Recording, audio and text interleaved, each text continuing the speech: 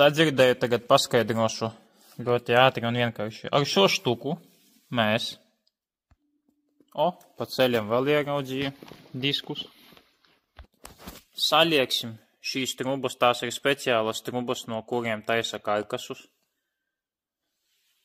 bez šuvju, pēc standarta reglamenta pirktas. Tas, ka te bišķiņi rūsiņi nekas traks, mēs viņas noslīpēsim, viņas ir labas. Izgatavosim un uzstādīsim apmēram šāda tipa J36 rollbaru. Tas apmēram, tur bišķi var atšķirties konfigurācija, princips ir vienāds.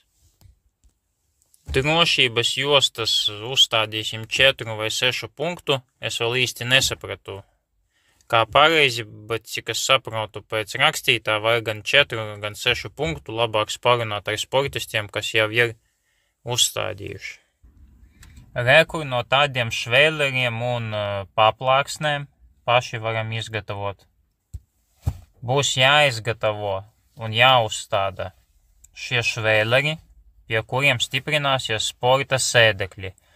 Šis un skaitās J253P appendix sēdekļiem, un vēl tāds pats arī ir reglaments, kā stiprināt 4 vai 6 punktu jostas, kurā un tas reglaments nosaka FIA, kurā vietā drīkst stiprināt jostas, pie kā piestiprināt. To es vēl neesmu atradis, atradīšu bišku vēlāk vai uzprasīsim sportisti.